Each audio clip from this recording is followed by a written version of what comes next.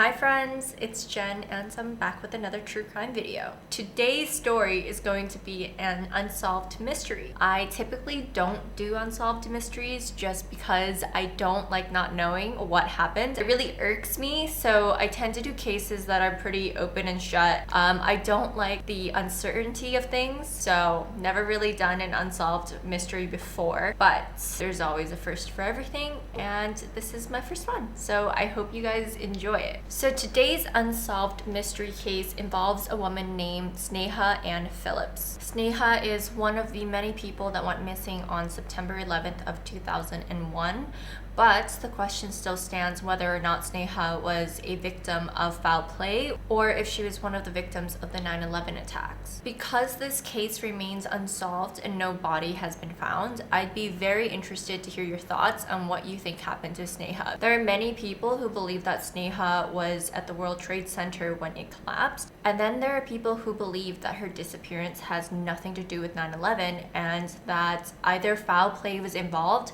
or Sneha was living a double life and she left. I haven't really made up my mind about this yet, but I am really excited to share this case with you guys, so let's jump into it. So just a quick background on Sneha. She was born in the Indian state of Kerala. Her family then immigrated to upstate New York, where they settled for a bit in Albany and then eventually moved to Hopewell Junction, which is a small hamlet in Dutchess County. After high school, Sneha went and enrolled into Johns Hopkins University, where she would eventually then graduate and decide to pursue a career in medicine. This decision led her to enrolling into the Chicago School of Medicine in 1995. And it was in Chicago that Sneha would meet Ron Lieberman, and Ron Lieberman would turn out to be her university sweetheart. Sneha and Ron shared a lot of common interests, especially creative ones. Ron was a musician and Sneha was a painter, and so they enjoyed doing these things together.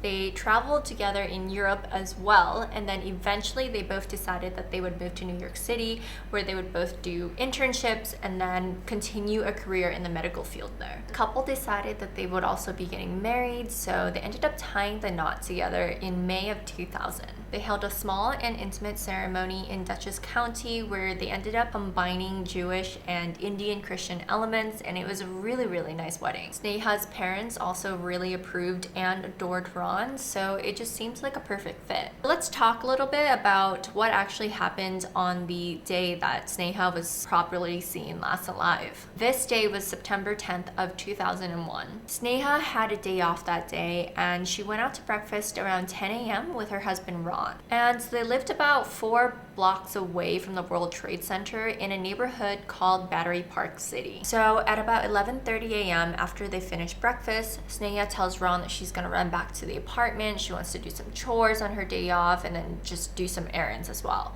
So she kisses Ron goodbye and they part ways. When Sneha gets back to the apartment, she started chatting with her mom via a messenger, and they had a pretty long chat, about 2 hours.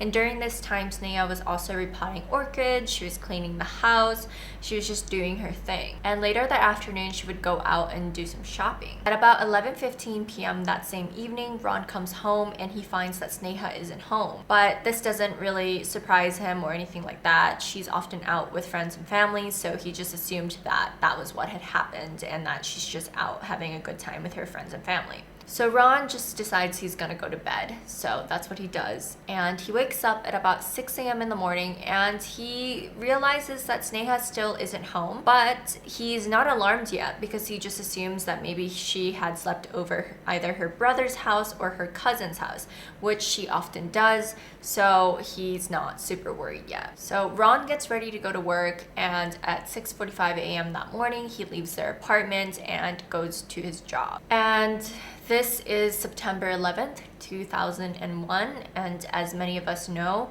at about 8:45 a.m. that morning, a plane crashes into the North Tower of the World Trade Center. So Ron, upon hearing the news and thinking that this crash was an accident, he calls Sneha's phone, but Sneha doesn't answer. And about 15 minutes later, a second plane flies into the South Tower of the World Trade Center, and this just happens to be a few minutes away from their apartment. Ron is really worried now. He's really panicking. He's tried calling her several times and she's just not answering. So he decides to run over to their apartment building, but finds that the front door has been chained. Luckily, there was a neighbor that was outside, so he talks to the neighbor and the neighbor tells him that Sneha wasn't inside when everybody was evacuated from the building. And Ron is able to use his medical credentials to gain access into the building, so he enters his apartment building, goes up to his unit, and he doesn't find Sneha there. He then tries calling all of her family members and asking if she's there with them, but none of her relatives had seen her.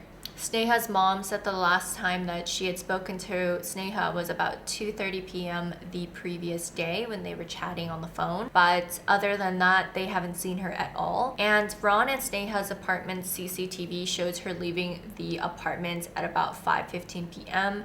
An employee of the building can also confirm that they saw her leaving the apartment complex. There were credit card purchases made on Sneha's credit card for about $500 at around 7:15 p.m. at a designer store on the evening prior to September 11th. Sneha had purchased bed linen, lingerie, and 3 pairs of shoes. Sneha was seen leaving the store with 2 really big, large merchandise bags, but no one ever found where these bags were. They weren't at the apartment, so she must have taken them somewhere else. Unfortunately, after Sneha leaves the store on September 10th, there is no further trace of her. Ron and Sneha's family began to put up missing persons flyers all around the city, and this would lead a shoe clerk from a department store that Sneha had visited the day before, so September 10th, and saying that they had seen Sneha with another woman that night. And in the surveillance videos that Ron was looking at in the department store, Ron did see a woman leave with Sneha and strongly believed that this woman could have been the same woman that the shoe store clerk was talking about. However, they weren't able to identify the woman and no one ever came forward.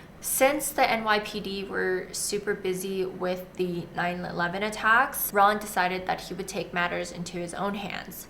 So he ended up hiring a private investigator to help track down anyone that might have seen Sneha or might have any leads. There were several questions that remained unanswered in this case. Where was Sneha staying on September 10th if she wasn't staying over at her brother's house or her cousin's? And did she really leave the department store with another woman that night? And if so, did she stay with this woman? If she was staying with this woman, who is she and why did she never come forward? There were so many missing persons flyers up in the city that it would be impossible for someone to be friends with Sneha and not know that she was missing. There are stories out there that Sneha might have been a victim of foul play after having left the store. However, there are theories that she could have also stayed at a hotel bar that was across the street from the World Trade Center, and she stayed there overnight and then died in the morning during the attacks. Her friends and family believes that finding the mysterious woman who was last seen with her was the key to solving the case of her disappearance. And so they spent a lot of time trying to find this woman.